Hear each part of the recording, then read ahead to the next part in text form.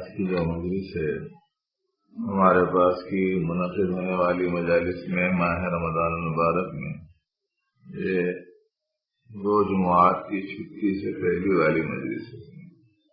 آئندہ جمعہ اعتکاف نہ ہونے کی وجہ سے دوسری مسجد میں یہاں مجلس نہیں ہوگی۔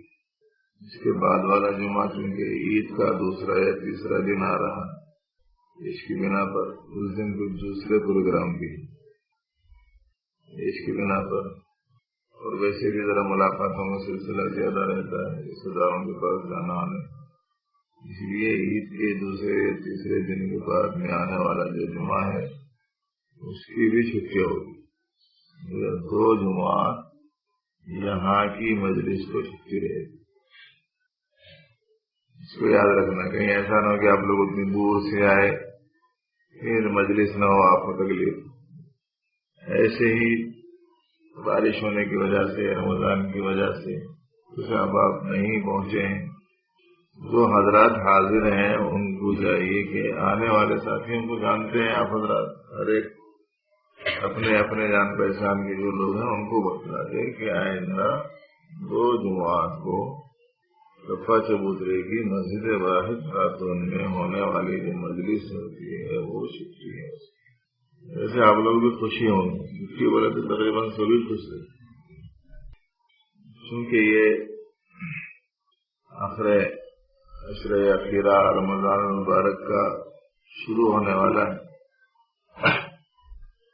اور اس میں خصوصیت کے ساتھ میں جو عمل اپنے کو کرنا ہے وہ زیادہ سے زیادہ ذکر میں مشغولی کا، اور زیادہ سے زیادہ دعا میں مشغولی کا، اور ذکر ہو یا دعا ہو دراصل دل سے اور قلب سے تعالیٰ کی طرف متوجہ رہنے کا ایک خاص موقع ہے۔ جس کسی ساتھی کو موقع ہو ضرور اسے اعتکاف کرنا چاہیے۔ بہت بڑی عبادت ہے، نبی کریم صلی اللہ علیہ وسلم کی سنت ہے۔ ایک سوئی کے ساتھ اللہ کی یاد میں مشغول ہونے کا بہترین موقع ہے، اور اللہ کے در پر پڑے رہنے کی صورت میں انشاءاللہ العزیز ان کی جانب سے خصوصی عنایت، نوازش ہے، کرم کی امید۔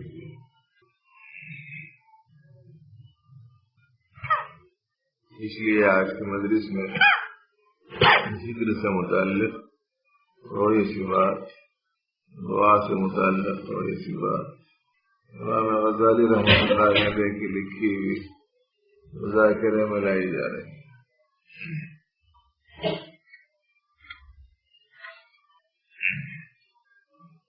بسم اللہ الرحمن الرحیم۔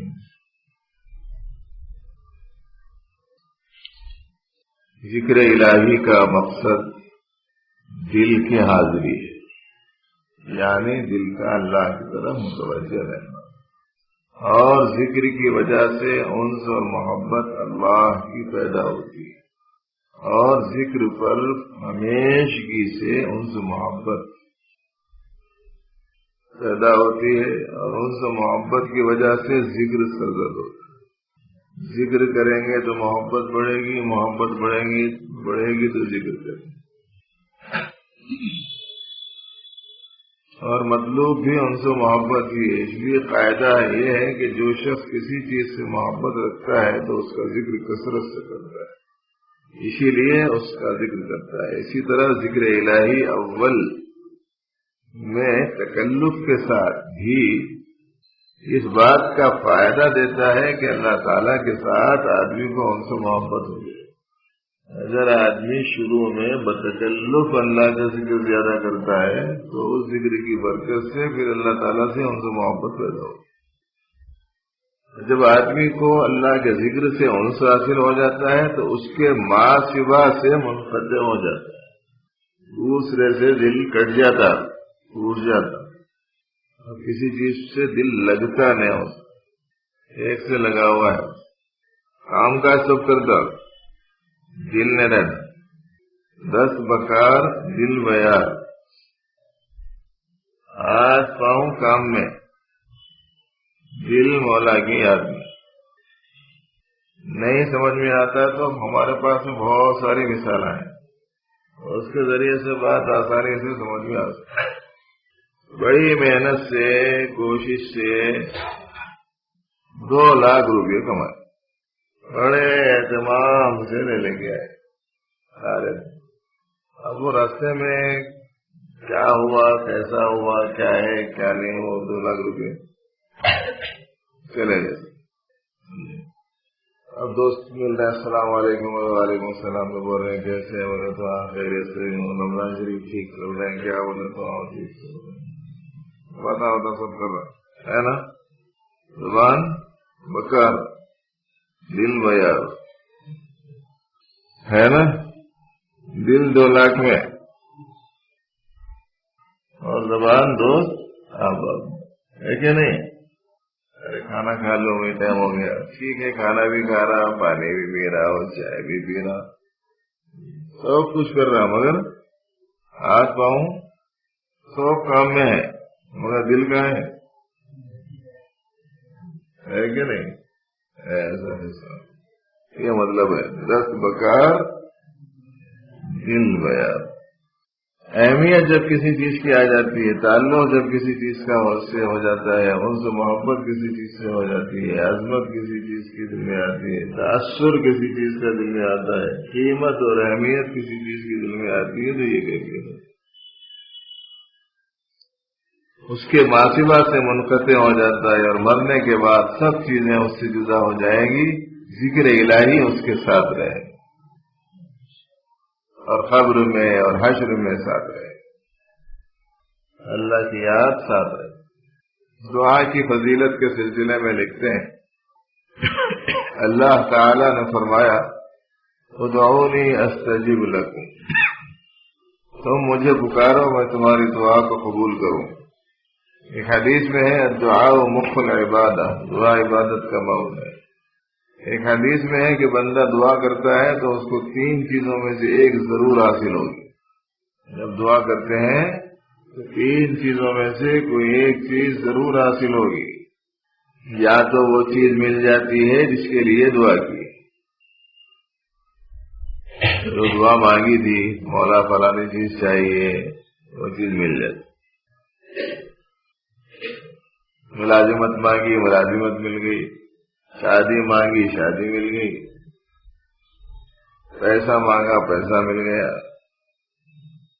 اولاد چاہیے اولاد مل گئی، ویزا چاہا ویزا مل گیا، رشتہ چاہا رشتہ مل گیا، جو چاہ رہا تھا وہ مل گیا۔ یا تو وہی چیز مل جاتی ہے جس کے لیے دعا کی ہے، یہ ایک صورت ہے دعا قبول ہونے کی، یا اس کے گناہ معاف کیے جاتے ہیں۔ دعا مانگے تو چیز تو نہیں ملی، کیا ہوا، اوپر ہے تو بوجھ ہٹ گیا، وہ بھی ایک صورت ہے نا دعا کے قبول ہونے کی۔ گناہ کا تو بہت بڑا بوجھ ہے، بہت بڑی مصیبت ہے، مصیبت ہٹ گئی، یا اس کے گناہ معاف کیے جاتے ہیں، یا اس کے لیے برابر کا ثواب لکھا جاتا ہے۔ جو چیز مانگی تھی اس کے حساب کا ثواب مل جاتا۔ 1,00,000 روپے مانگا، 1,00,000 روپے نہیں ملے، 1,00,000 نہیں کیا ملے۔ تو 3 صورتیں یہاں انہوں نے لکھی، دعا قبول ہونے کی 3 صورتیں ہیں، یا تو وہی چیز مل جاتی ہے جو مانگی ہے، یا اس کے گناہ معاف کیے جاتے ہیں، یا اس کے برابر ثواب لکھا جاتا ہے۔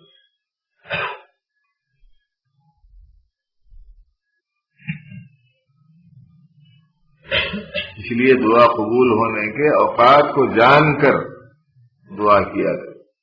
کب قبول ہوتی ہے دعا دیکھ کے، مثلا جمعہ کا دن، عرفے کا دن، ذی الحجہ کی 9ویں تاریخ، رمضان کا مہینہ اور سحر کے وقت، ان وقتوں میں دعا کرے ضرور قبول ہوگی۔ اوقات یاد رکھنا چاہیے، جمعہ کا دن، عرفے کا دن، رمضان کا مہینہ، سحر کا وقت۔ مثلا سحر کا وقت دل کی صفائی اور اخلاص اور تشویش نہ ہونا، اس لیے اس وقت دعا مانگنے کا حکم ہے۔ دل صاف ہے، یکسوئی ہے، دل میں کوئی پریشانی نہیں ہے، کوئی دوسرا دیکھ بھی نہیں رہا ہے، ہم مانگ رہے ہیں تو اخلاص بھی ہے، صرف اللہ کو راضی کرنے کا جذبہ ہے، ایسے وقت مانگ دعا کے لیے دونوں ہاتھ اٹھائے اور تضرع کے ساتھ دعا مانگ گڑ گڑا کر خوب عاجزی سے، اور دعا کے بعد دونوں ہاتھ اپنے چہرے پر پھیر لیے۔ یہ سب روایات میں موجود ہے۔ ذلت اور عاجزی سے دعا مانگنے کا حکم ہے۔ فصاحت مسجع عبارت سے دعا نہ مانگے، زبان کی مہارت دکھا رہے ہیں دعا مانگنے، قافیہ بندی کر رہے ہیں دعا مانگنے، نہیں، بے تکلف کوئی جملے ایسے نکل گئے ایک بات الگ ہے، ورنہ خاص طور سے بنا بنا کے بول رہے ہیں دعا مانگنے میں، یہ نہیں۔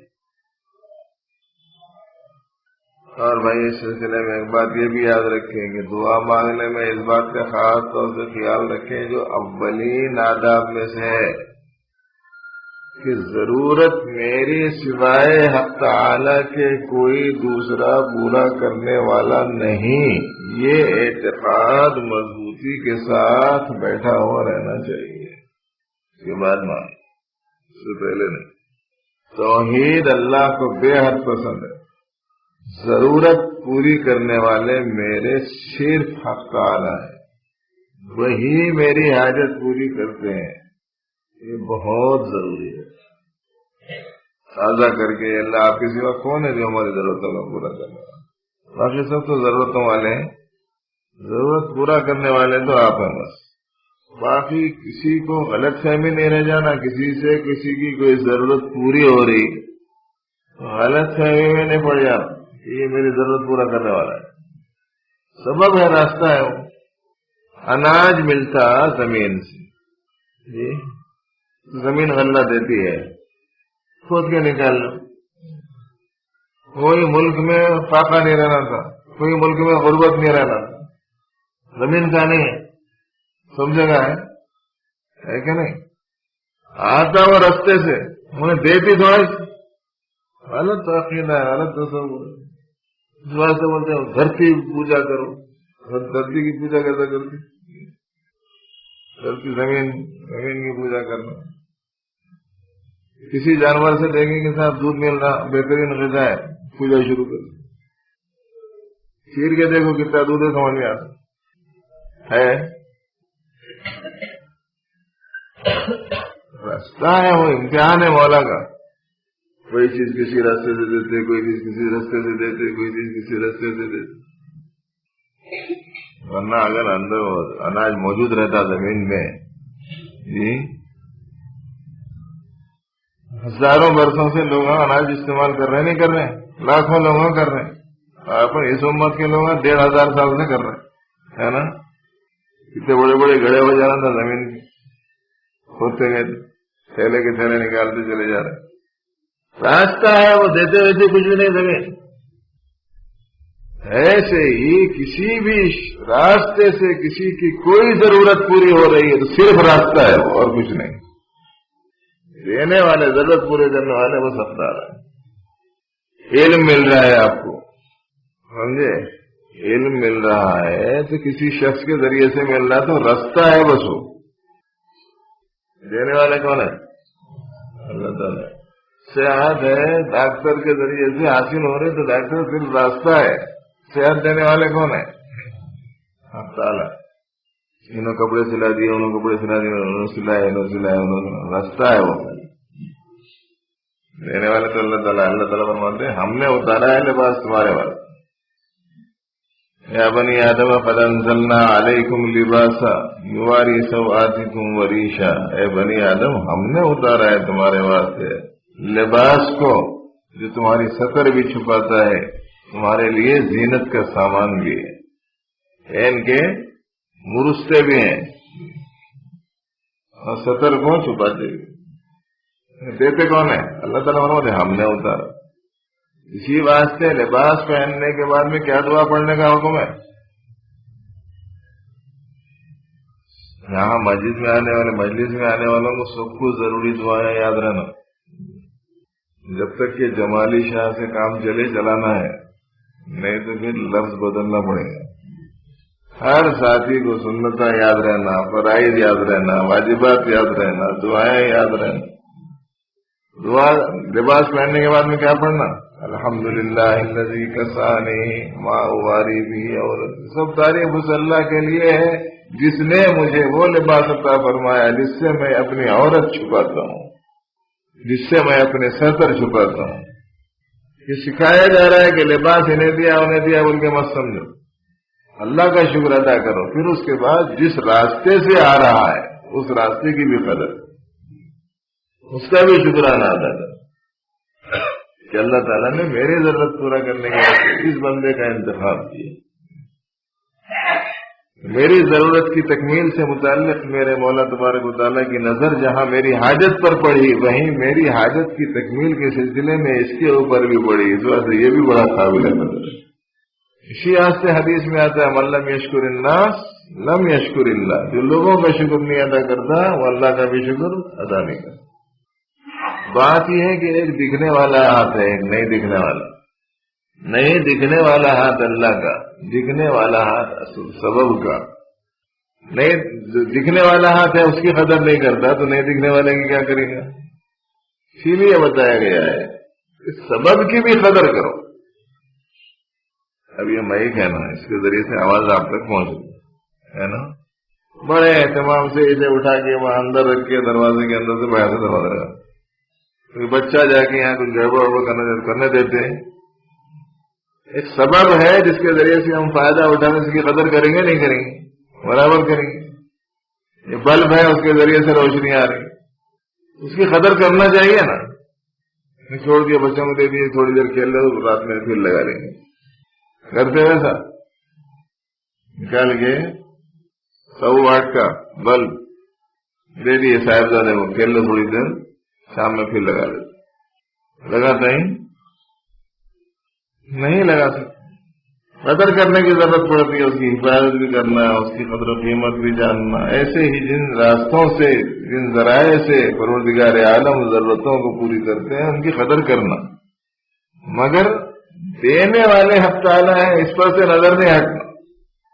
دعا کے آداب میں یہ پہلا ادب ہے. دوسرا ادب کیا ہے؟ دوسرا ادب یہ کہ میری دعا وہ ضرور قبول کریں گے. یہ یقین رکھ، قبول کرتے ہیں اللہ تعالیٰ، نہیں قبول کرنے کا تو مسئلہ نہیں. اب بتا دیا گیا ہے کہ قبولیت کی شکلیں الگ الگ ہیں. وہی مطلوبہ چیز مل جاتی ہے، یا کوئی مصیبت ہٹا دی جاتی ہے، یا انعام دیا جاتا ہے، اجر دیا جاتا ہے اسی کے بقدر.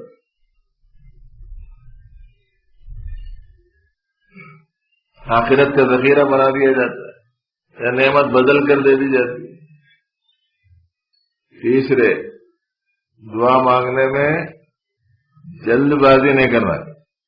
یعنی کیا مطلب؟ جو مانگ رہے ہیں اب بھی پورا ہو جانا بول کے نہیں رہنا. چھوٹے بچے کیسا کرتے؟ مانگ رہے نا ابھی ہونا، ابھی جو ہونا بس، ایسا ان کو نہیں بولنا.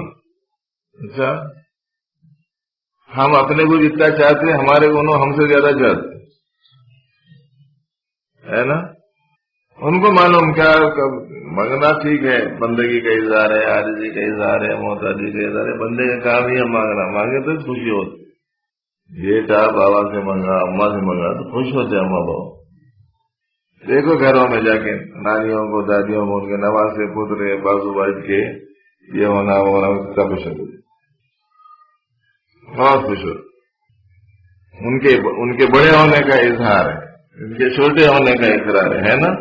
ایسے ہی مانگنا اللہ جل شانہ کو بہت پسند ہے بندوں پر. مانگنے کے بعد میں دینے نہیں دینے سے متعلق نہ رہنا نا کہ میرے کو جتنی سمجھ ہے، عقل ہے، میں جتنا اپنے حق میں مسئلہ سمجھتا ہوں، فائدہ جانتا ہوں، میرے مولا مجھ سے زیادہ میرے ساتھ میں بھلائی کا معاملہ فرمانے والے ہے نا. اس وجہ سے جلدی نہیں کرنا. مانگتے رہو جتنا مانگنا ہے، نقصان کچھ نہیں، 100% فائدہ ہی فائدہ ہے. اس میں لاس باس لیسا لاس ہے ہی نہیں، فائدہ ہی فائدہ ہے. بس جلدی نہیں کرنا. حدیث میں آتا ہے معلوم یستعجل، اللہ تبارک و تعالیٰ بندے کی دعا ضرور قبول کرتے ہیں جب تک کہ وہ جلد بازی سے کام نہ. ان کو معلوم ہے کیا چیز ٹھیک ہے ہمارے واسطے، کیا چیز ٹھیک نہیں ہے نا. اب جیسے چھوٹے چھوٹے بچے ہیں، اب سب لوگوں کو دیکھتے روزہ رکھ رہے، روزہ رکھ رہے، روزہ رکھ رہے. گھر کے چھوٹے بچے 6 سال کے، 7 سال کے، 8 سال کے بولتے میں بھی رکھتا ہوں. چھوٹے چھوٹے بچیاں، نازک بچیاں بولتے میں بھی روزہ رکھتا ہوں. کیا بولتے ایک آدھ دن روزہ رکھا دیتے، دوسرے دن نہیں اٹھاتے.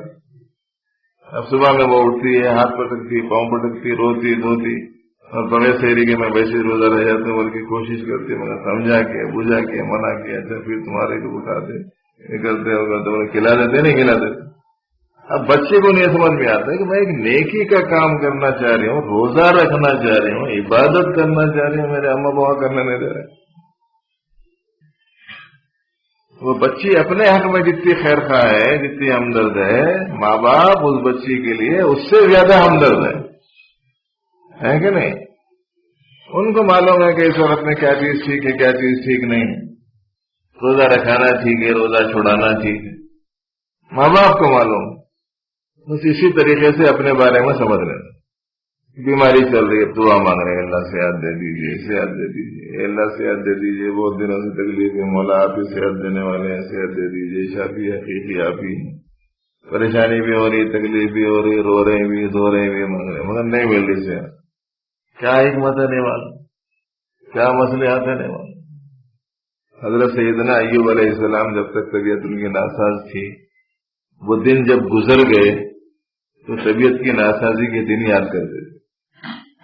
ان سے کسی نے پوچھا دونوں حالتوں میں سے کون سا حال اچھا تھا؟ بولے وہ طبیعت کی ناسازی کا حال ہی اچھا تھا. روزانہ فرشتہ اللہ کا سلام پہنچاتا تھا. کیا حکمت ہوتی ہے، کیا مصلحت ہوتی ہے، اپنے کو نہیں معلوم ہے، مولا تعالیٰ کو معلوم ہے. ویسے بھی اللہ تبارک و تعالیٰ مریضوں کے پاس رہتے ہے نا، بیماروں کے پاس اللہ تعالیٰ ہوتے ہیں، بڑا کرم کرتے ہیں ان کے ساتھ. اور ایسی خاص مدد و نصرت ہوتی ہے کہ آپ دیکھیں بہت سارے بیمار ایک ایک دن، دو دو دن، تین دن نہیں کھاتے، گھر کے لوگوں سے پریشان ہو جاتے.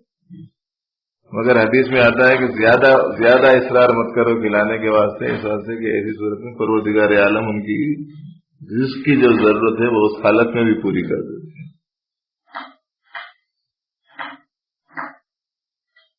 بہرحال جلد بازی سے کام نہ لیں، یہ دوسرا مسئلہ ہے.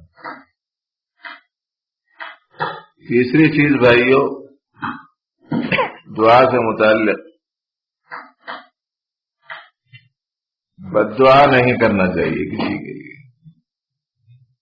برائی کے چاہنے میں دعا نہیں کرنا کسی کی. تیسری چیز یا کہہ لیجیے کہ چوتھی اور پانچویں چیز دعاؤں کے سلسلے میں، غذا، لباس حلال پاکیزہ رکھنے کا خاص اہتمام. کتنی آدمی گڑ گڑا کے دعا مانگ رہا ہو، اگر اس کا لباس حلال کا نہیں ہے، غذا حلال کی نہیں ہے تو قبول نہیں ہوگی.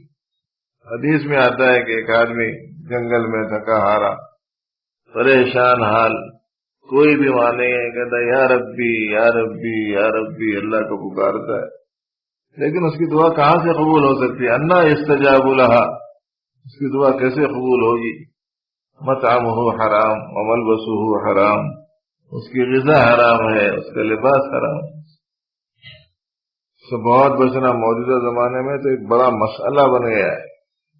حلال روزگار موجودہ زمانے میں بہت بڑا مسئلہ بن گیا. کھانے میں پینے میں بہت محتاط رہنا چاہیے. یہ چند چیزوں کا لحاظ رکھتے ہوئے اب وہ جو اوقات آپ نے سنے وہ یاد رکھنا. اوقات یاد ہوں گے آپ کو، جمعہ کا دن دعا کے قبول ہونے کا، عرفے کا دن دعا کے قبول ہونے کا، رمضان کا مہینہ دعاؤں کے قبول ہونے کا، اور سحر کا وقت دعاؤں کے قبول ہونے کا. لکھتے ہیں صاحب کتاب، ان وقتوں میں دعا کرے ضرور قبول ہوگی. اس کے بعد ایک مسئلہ اور ہے، اور وہ ہے درود شریف کا کثرت سے پڑھنا. میرا ذوق سے شوق سے پڑھنا. درود شریف ہمارے ساتھی ماشاءاللہ بہت بڑی تعداد میں درود شریف پڑھتے ہیں. بہت بڑی تعداد درود پڑھنے والوں کی بھی ہے اور درود کی مقدار بھی اچھی خاصی ہے، ذرا ذوق سے شوق سے وہ اس خیال کے ساتھ کہ پوری مخلوق میں سب سے زیادہ کریم، سب سے زیادہ محسن، سب سے زیادہ بااخلاق، سب سے زیادہ ہم سے محبت کرنے والے، سب سے زیادہ ہمارے ساتھ ہمدردی خیرخواہی کا معاملہ کرنے والے، سب سے اعلی مرتبہ پوری مخلوق میں نبی کریم صلی اللہ علیہ وآلہ وسلم ہے۔ اس کی بنا پر میں ان کو میرے ساتھ میں ان کے کیے گئے سلوک کا کوئی صلہ، کوئی بدلہ تو نہیں ادا کر سکتا، کوئی حق ان کا نہیں ادا کر سکتا، بجز اس کے کہ صرف یہ دعا مانگوں کہ اللہ ان کو ان کی شایان شان جزا عطا فرما، اور آپ اپنی شایان شان ان کو انعام عطا فرمائیے۔ یہ مفہوم ذہن میں رکھتے ہوئے درود شریف شوق سے پڑھیں۔ ادھر ادھر خیال جانے سے اپنے آپ کو بچانے کے واسطے اگر جا کے آئے ہوئے ہیں آپ روضہ اطہر کے پاس ہوں، پائتی مبارک کے پاس ہوں، حضور کی طرف متوجہ ہوں، یا مواجہ شریف کے سامنے ہوں اور آپ کی طرح متوجہ ہو کر سلام عرض کر رہا ہوں، اس تصور کے ساتھ یہ درود شریف پڑھنا جو یہاں پڑھا جائے، اس سے توجہ قائم رکھنے میں مدد ملتی۔ اللہ تبارک و تعالیٰ نے فرمایا ان اللہ وملائکتہ یصلون علی النبی یا ایھا الذین آمنوا صلوا علیہ وسلموا تسلیما صلی اللہ علی النبی الامی وعلی آلہ وسلم تسلیما۔ ایک حدیث میں ہے کہ جو شخص حضور اکرم صلی اللہ علیہ وسلم پر ایک مرتبہ درود بھیجے اللہ تعالیٰ اس پر 10 مرتبہ رحمت بھیجتے ہیں اور 10 گناہ معاف فرماتے ہیں اور 10 درجے جنت میں بلند فرماتے ہیں، اور اس کے نامہ اعمال میں 10 نیکیاں لکھی جاتی ہیں۔ حضور اکرم صلی اللہ علیہ وسلم نے فرمایا کہ جمعہ کے دن مجھ پر کثرت سے درود پڑھا کرو۔ استغفار کی فضیلت، رمضان کا زمانہ روزوں کا، رمضان کا زمانہ تلاوت کا، رمضان کا زمانہ دعا کا، رمضان کا زمانہ ذکر کا، رمضان کا زمانہ درود شریف کی کثرت کا، اور رمضان کا زمانہ استغفار کا۔ کہتے ہیں اللہ تعالیٰ فرماتے ہیں والذین اذا فعلوا فاحشۃ او ظلموا انفسهم ذکروا اللہ فاستغفروا لذنوبهم، وہ لوگ جو کوئی برائی کرتے ہیں یا اپنے نفسوں پر ظلم کرتے ہیں تو وہ اللہ کو یاد کرتے ہیں اور اپنے گناہوں کی معافی مانگتے ہیں۔ ایک اور جگہ ارشاد ہے وَمَن يَعْمَلْ سُوءًا أَوْ يَظْلِمْ نَفْسَهُ ثُمَّ يَسْتَغْفِرِ اللَّهَ يَجِدِ اللَّهَ غَفُورًا رَحِيمًا، جو کوئی برا عمل کرے یا اپنے نفس پر ظلم کرے پھر توبہ کرے، اللہ تعالیٰ کو معاف کرنے والا اور رحم کرنے والا پائے۔ حضرت سیدنا عبداللہ ابن مسعود رضی اللہ عنہ فرماتے ہیں کہ یہ دونوں آیتیں پڑھ کر کوئی دعا کرے تو اللہ تعالیٰ اس کے گناہ بخش دیتا ہے۔ کون سی دو آیتیں؟ والذین اذا فعلوا فاحشۃ اور ومن یعمل سوءا او یظلم نفسہ۔ حضرت ابن مسعود فرماتے ہیں کہ یہ دونوں آیتیں پڑھ کر کوئی دعا کرے تو اللہ تعالیٰ اس کے گناہ بخش دیتا ہے، اور ایک روایت میں ہے کہ جو استغفار کی کثرت کرتا ہے اللہ تعالیٰ اس کے لیے ہر رنج سے چھٹکارا اور ہر تنگی سے کشادگی عطا فرماتا اور ایسی جگہ سے روزی عطا فرماتے ہیں جہاں سے اس کو گمان بھی نہ ہو۔ ایک حدیث میں ہے کہ جو سونے سے پہلے 3 مرتبہ استغفر اللہ العظیم الذی لا الہ الا ہو الحی القیوم واتوب الیہ پڑھے تو اس کے گناہ معاف ہو جاتے ہیں، چاہے سمندر کے جھاگ کے برابر ہوں۔ پانی کی لہروں سے، ماروں سے، تھپیڑوں سے کناروں پر جو کف جم جاتا ہے جھاگ بولتے۔ حضور اکرم صلی اللہ علیہ وسلم نے اس طرح استغفار کے الفاظ بتلائے اللہم اغفر لی خطیئتی وجهلي وإسرافي في أمري وما أنت أعلم به مني اللهم اغفر لي جدي وهزلي وخطئي وعمدي وكل ذلك عندي اللهم اغفر لي ما قدمت وما أخرت وما أسرر وما أنت أعلم وأنت على كل شيء قدير. ایک حدیث میں ہے کہ جب کوئی آدمی گناہ کرتا ہے تو ایک سیاہ نشان اس کے دل میں ہو جاتا ہے. اگر وہ سچی توبہ کر لیتا ہے تو وہ نشان دھل جاتا ہے، اور اگر دوسرا گناہ کرتا ہے تو دوسرا نشان ہو جاتا ہے. اسی طرح گناہ کرتے کرتے دل بالکل سیاہ ہو جاتا ہے اور اس میں حق بات کے اترنے کی کوئی صلاحیت ہی نہیں رہتی، اس لیے کہ دل زنگ آلود ہو جاتا ہے.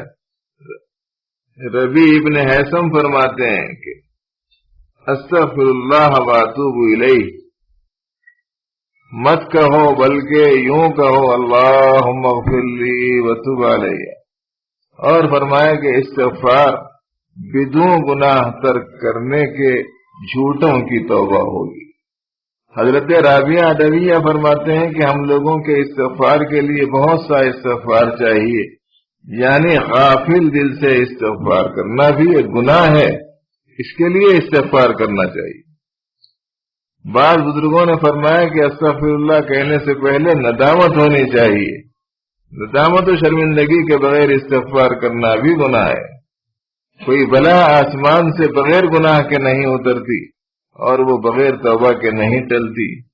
آدمی کی بیماری گناہ اور اس کی دوا استغفار ہے. اللہ تعالیٰ کے ذکر میں اگر کوئی آیت یا حدیث نہ بھی ہوتی تب بھی اس منی میں حقیقی کا ذکر ایسا تھا کہ بندے کو کسی آن بھی اس سے غافل نہ ہونا چاہیے. لیکن اللہ تعالیٰ نے ذکر کی ترغیب دی. فرمایا فاذکرونی اذکرکم واشکروا لی ولا تکفرون، مجھے یاد کرو میں تمہیں یاد کروں گا، میرا شکر کرتے رہو ناشکری نہ کرو.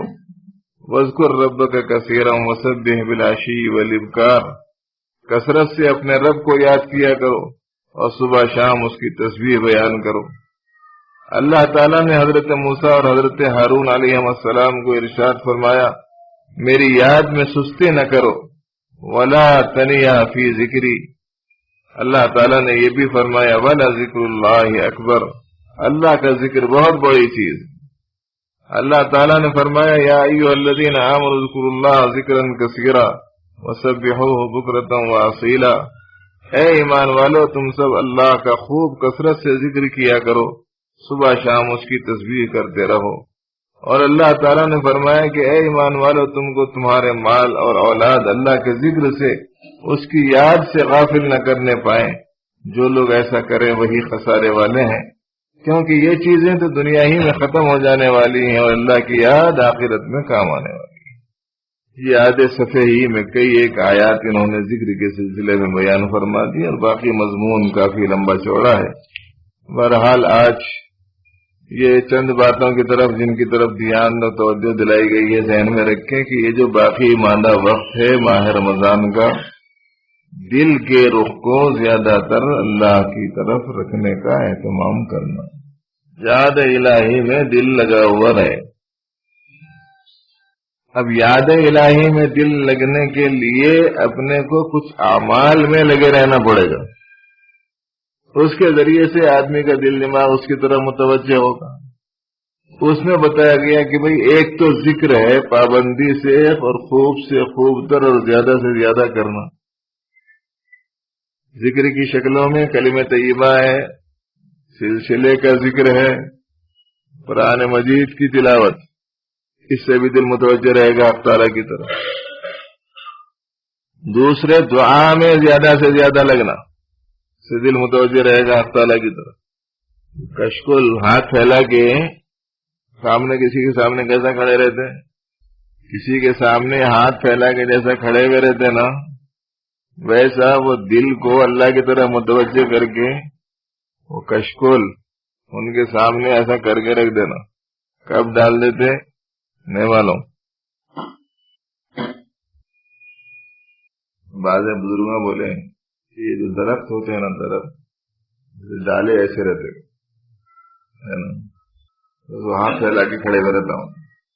ایک ہی طرف پھیلاتا دوسری طرف نہیں، ایک سے مانگتا دوسرے سے نہیں، نتیجے میں ایک ہی جگہ کھڑا رہتا، اس کی ساری ضرورتیں پوری ہوتے رہتی، پانی مل جاتا، پتے پھوٹ جاتے، چھال آ جاتی، کھال آ جاتی، پھولا لگ جاتے، پھلا لگتے، سبزی آتی، شادابی آتی، ایک ہی جگہ ہے، کب سے ہے؟ سینکڑوں برسوں سے کھڑا ہو، 200 سال، 300 سال، 400 سال کے جھاڑ ہے نہیں، پتا نہیں دیکھے کہ نہیں دیکھے، نہیں دیکھے تو کسی جاننے والے سے پوچھو، جا کے نظارہ کر کے، ایک ہی جگہ ہے، برابر ضرورتیں اس کی پوری ہو رہی، سب کی ضرورتیں پورا کرنے والے اللہ تعالیٰ، دل متوجہ رہے اپنا ہمیشہ حق تعالیٰ کی طرف، اس کے لیے ایک کام ذکر میں مشغولی، تلاوت کی صورت میں ذکر میں مشغولی، نوافل کی صورت میں ذکر میں مشغولی، سلسلے کی تسبیح کے ساتھ میں، دوسری چیز دعا میں لگا مسلسل مانگ کریں، تیسری چیز بتائے گی درود شریف کی کثرت، زیادہ سے زیادہ درود پر، ایسی عجیب چیز ہے یہ کہ جو صرف درود شریف ہی پڑھتا رہا زائد اوقات میں اور کچھ نہیں پڑھا تب بھی کافی ہے، اور قرآن شریف کی تلاوت اس سے زیادہ اعظم چیز، دیکھیے حدیث میں آتا ہے اگر کوئی آدمی قرآن شریف کی تلاوت میں اتنا مشغول ہو کہ دعا کرنے کا اس کے پاس میں ٹائم نہ ہو، تو پورے دعا مانگنے والے جو دعائیں مانگتے ہیں یا قرآن پاک کی تلاوت میں جو آدمی مشغول ہے نا اس کے حق میں قبول ہوتی ہے، اس کا تعلق رہنا اللہ کے پاک کلام کے ساتھ۔ چوتھی چیز استغفار، گناہوں سے خوب معافی مانگ، سچی ندامت کے ساتھ، پھر دعا میں خاص طور سے جنت کا سوال کرنا، جہنم سے پناہ مانگ۔ اس کے علاوہ جو کام ہے عشر اخیرہ کے اعتکاف کا، شب قدر کی تلاش کا، کسی وجہ سے روزہ نہیں رکھ سک رہے ہیں اور نہیں رکھ سکیں گے تو اپنے روزوں کا فدیہ دینا، اور عید الفطر سے پہلے فطرہ ادا کرنا، اور اخیر عشرے کی تاخراتوں میں کوشش کرنا کہ شب قدر کو پائیں۔ یہ کچھ اعمال ہیں جو باقی کے اوقات میں کرنے کے، یہ سب آج اس لیے سنا دیے جا رہے ہیں۔ آپ کو 2 جمعہ کی چھٹی ملے گی، آئندہ آنے والا جمعہ کی مجلس یہاں نہیں ہوگی بلکہ وہ خانقاہ میں انشاءاللہ تعالی وہاں قیام رہے گا، وہاں جو رہنے والے لوگ ہیں ان کے لیے جو وہاں کا نظام ہوگا اس سے مشغول ہوں۔ عید کے دوسرے تیسرے دن آنے والا جو جمعہ ہے اس کو بھی چھٹی ہوگی، اس لیے یہ سب کام ایک ساتھ بتا دیے جا رہے ہیں۔ اب باقی رمضان والے حصے میں جس کو موقع ہے اعتکاف کرنا آخر عشرے کا، سنت سمجھ کر اپنے محلے کی مسجدوں میں خاص طور سے دیکھو کہ اگر کوئی نہ بیٹھ رہا ہو تو آپ اہتمام سے بیٹھیں تاکہ سب کی طرف سے سنت الکفایہ ادا ہو جائے۔ دعا میں، استغفار میں، ذکر میں، تلاوت میں اپنا وقت زیادہ سے زیادہ لگائیں۔ صدقات خیرات کا خاص مزاج بنا، خوب خرچ کرتے رہیں۔ اللہ تعالیٰ نے اگر دیا ہے غریبوں کو دو، محتاجوں کی خدمت کرو، رشتہ داروں میں ڈھونڈ ڈھونڈ کے معلوم کرو کس کی کیا ضرورت ہے۔ 2 قسم کے رشتہ دار ہوتے ہیں، کچھ وہ ہوتے ہیں جو اپنی حاجت ظاہر کر دیتے ہیں، اور کچھ وہ ہوتے ہیں جو اس درجے خوددار ہوتے ہیں کہ اپنی حاجت ظاہر نہیں کر سکتے، پتہ نہیں چلنے دیتے، معلوم ہی نہیں ہوتا لوگوں کہ یہ بھی کوئی ضرورت مند ہے۔ ایسا رہتے ہیں، ایسا انداز اختیار کرتے ہیں کہ لوگوں کو ان کا ضرورت مند ہونا سمجھ میں نہیں آتا، لیکن اپن جب رشتے دار ہیں تو اچھی طور پر قربت بڑھاتے ہوئے ان کے ضروری احوال سے آگاہی حاصل کریں، پھر ان کی خدمت کریں۔ ورنہ بہت سے ایسے ہوتے ہیں کہ قرآن پاک میں یحسبهم الجاہل اغنیاء من التعفف صارفهم بسیماهم لا يسألون الناس الحافا، لوگوں سے لگ کر لپٹ کر نہیں مانگتے، ان کے اس طرز عمل کی وجہ سے لوگ ان کو مالدار سمجھتے ہیں۔ ان کی ضرورتوں کو پورا کریں، خاص طور سے اپنے رشتہ داروں میں دیکھو، بہت پسند ہے اللہ کو بندوں کی خدمت،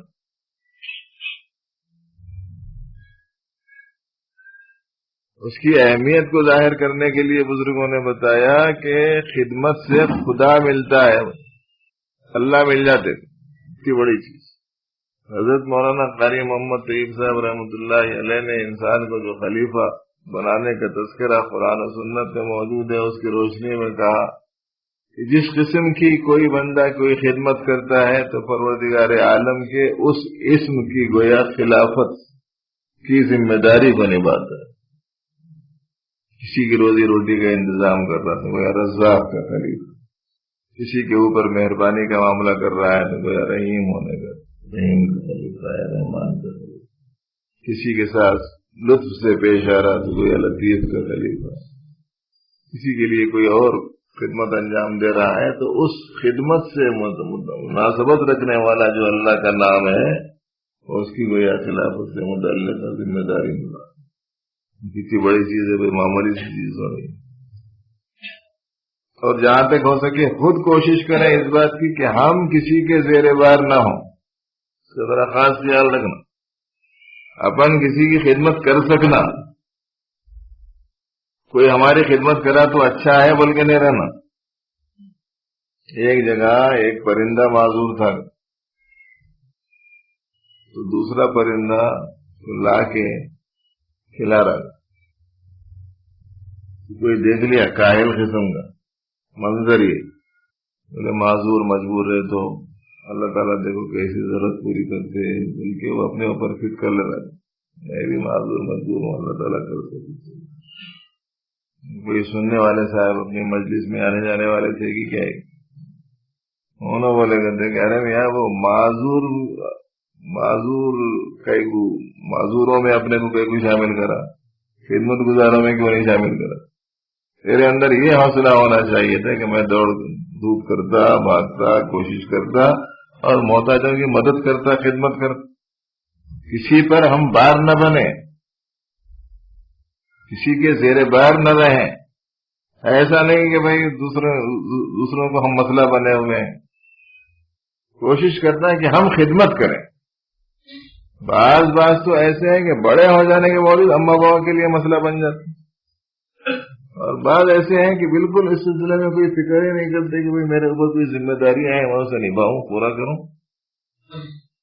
اللہ تعالیٰ جب کوئی بندہ محنت کرتا ہے، کوشش کرتا ہے تو راستے کھولتے ہیں اسے۔ ہمارا مزاج تو ایسا ہونا جیسے کسی صحابی کا تھا، نبی رحمت صلی اللہ علیہ وسلم نے ایک مرتبہ اللہ کے کلمے کے بلند کرنے کے واسطے لوگوں کے تعاون کی ضرورت کا اعلان فرمایا۔ لوگوں نے مدد فرمائی، مدد کی اپنے اپنے حساب کے اعتبار سے۔ ایک غریب صحابی تھے، ان کے پاس کچھ بھی نہیں تھا۔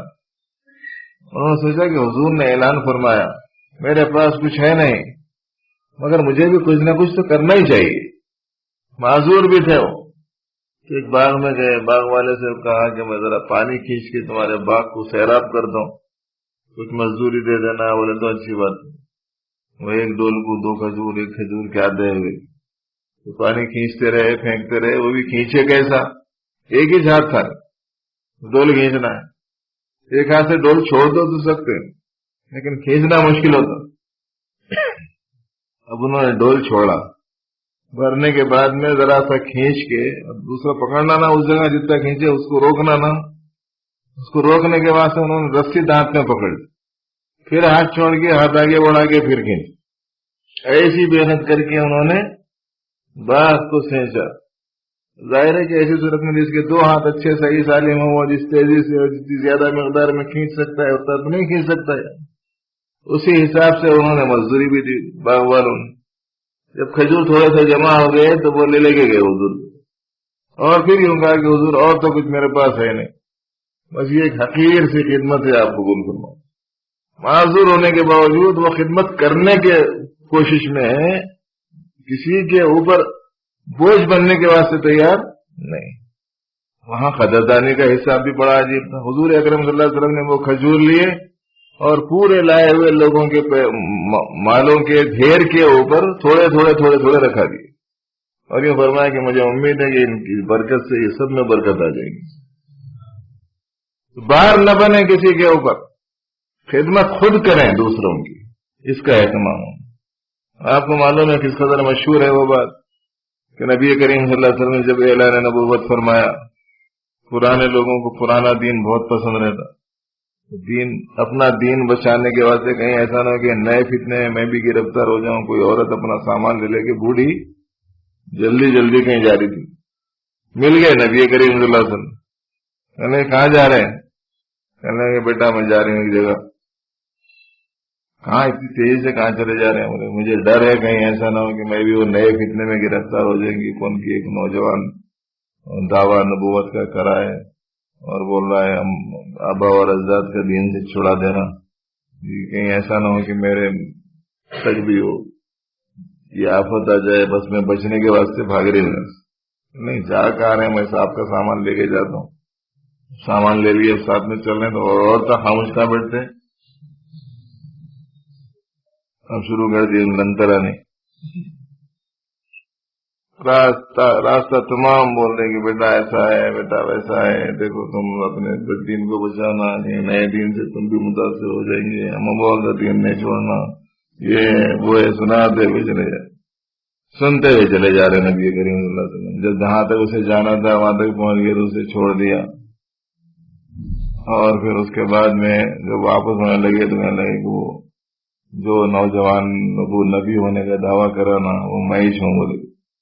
تو وہ عورت بولی اللہ کے اگر آپ ہیں تو واقعتاً آپ اللہ کے رسول ہیں۔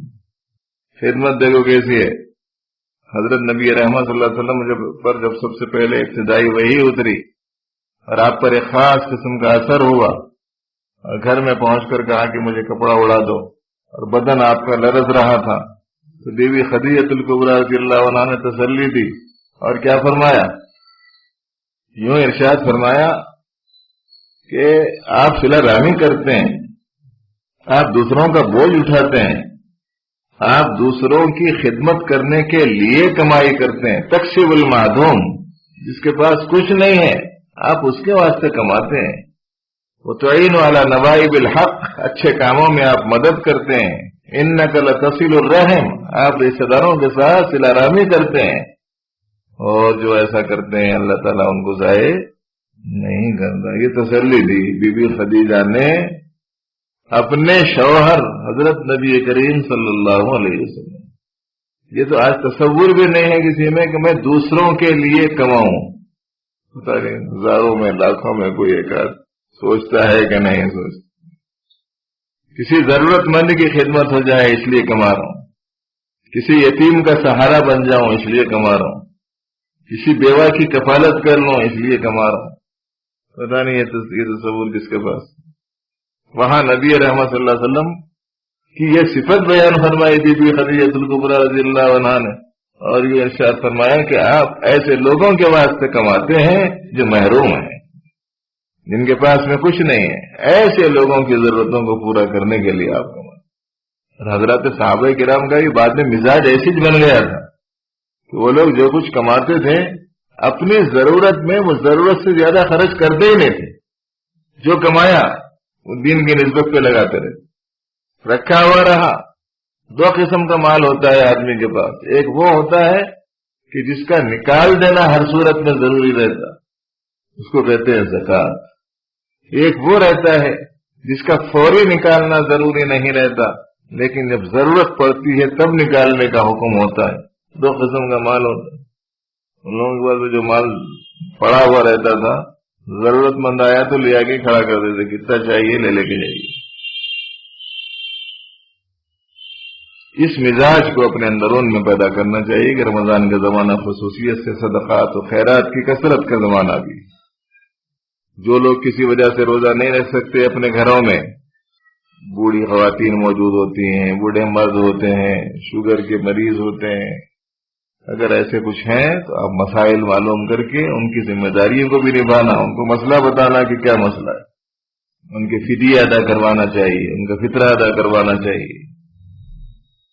یہ چند ایک اعمال ہیں، ان اعمال کو ملحوظ رکھنے کی ان باقی اوقات میں ہم کو کوشش کرنی چاہیے۔ اللہ تعالیٰ اپنے کرم سے صحیح علم و عمل کی ہم سبوں کو توفیق عطا فرمائے۔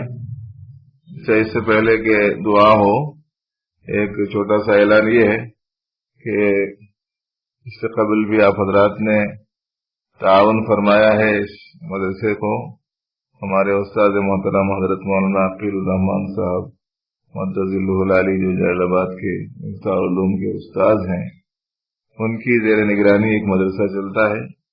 ان کے صاحبزادے مولانا حافظ نذیر الرحمان صاحب یہاں تشریف لائے ہوئے ہیں.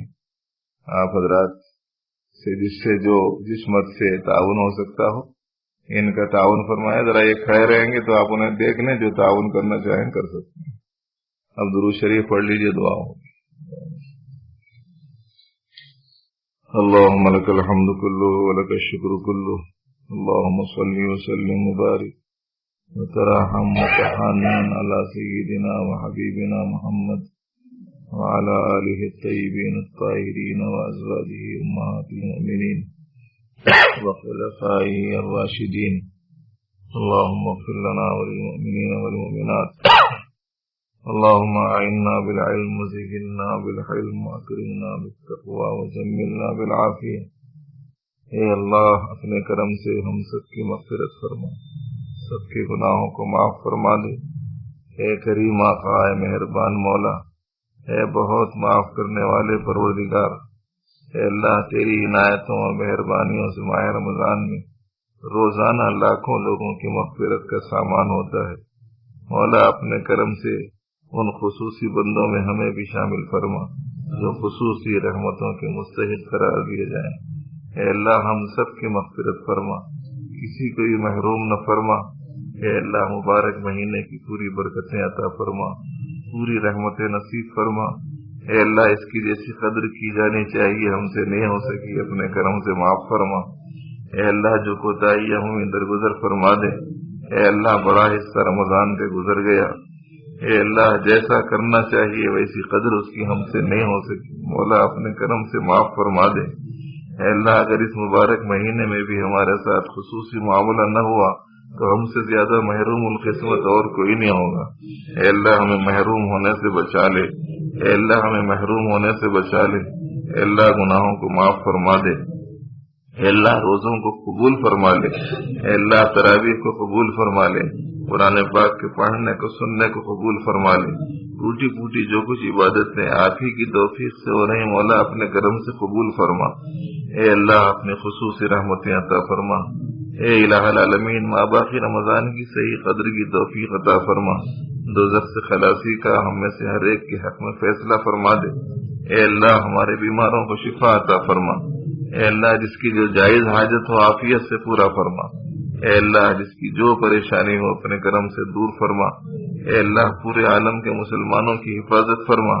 مولا سب کو دین اسلام سے گہری وابستگی نصیب فرما. اے اللہ قرآن و سنت کا شغف نصیب فرما. عبادتوں کا ذوق عطا فرما. تلاوت کا ذوق نصیب فرما. ایمان کی حلاوت عطا فرما. اے اللہ صفات ایمانی سے ہمارے اندرون کو آراستہ اور بیراستہ بنا دے. اے الہ العالمین دلوں کو پاکیزہ بنا دے. دنیا کی محبت سے ہمارے دلوں کو خالی کر دے. اے اللہ اپنے حبیب کی محبت سے ہمارے قلوب کو معمور فرما. اپنی معرفت کے نور سے ہمارے قلوب کو منور فرما. اے الہ العالمین قرآن پاک کا نور عطا فرما. ایمان کی زینت عطا فرما. اسلامی اخلاق نصیب فرما. اے الہ العالمین باقی رمضان کو صحیح گزارنے کی توفیق عطا فرما. اے اللہ جتنے بھائی جتنی بہنیں یہاں جمع ہیں، جتنے نوجوان جتنے بوڑھے یہاں جمع ہیں، مولا سب کی جائز مرادوں کو پورا فرما دے. سب کے جائز مسائل کو حل فرما دے. سب کی ضرورتوں کو عافیت کے ساتھ پورا فرما. اے اللہ ہمارے اس جمع ہونے کو قبول فرما. اے اللہ ان حاضرین میں جو آپ کا پسندیدہ بندہ ہے اس کی برکت سے ہماری دعاؤں کو قبول فرما لے. اے اللہ نبی رحمت صلی اللہ علیہ وسلم کی برکت سے ہماری دعاؤں کو قبول فرما لے. اے اللہ جب تک زندگی ہو اسلام پر جینا نصیب فرما. اخلاص کے ساتھ جینا نصیب فرما. اخلاق کے ساتھ جینا نصیب فرما. آپ کی پسند والے اعمال کے ساتھ جینا نصیب فرما. جب اس دنیا سے گزرنا ہو تو ایمان پر موت عطا فرما. اے اللہ حسن خاتمہ کی دولت عطا فرما. اے اللہ نبی رحمت صلی اللہ علیہ وسلم کی شفاعت نصیب فرما. روز قیامت ان کے مبارک ہاتھوں سے جام کوثر نصیب فرما. اے اللہ داہنے ہاتھ میں اعمال نامہ پانے والوں میں بنا دے. اے اللہ ہم میں سے کوئی بھی حساب دینے کے لائق نہیں. اے اللہ ہم میں سے کوئی بھی حساب دینے کے لائق نہیں. اپنے کرم سے بے حساب جنت میں داخل ہونے والے بندوں میں ہمیں شامل فرما لے۔ اے اللہ خصوصی رحمت کا، کرم کا، عافیت کا معاملہ فرما، اپنے کرم سے ہماری دعاؤں کو قبول فرما۔ صلی وسلم وبارک علی سید المرسلین۔ الحمدللہ۔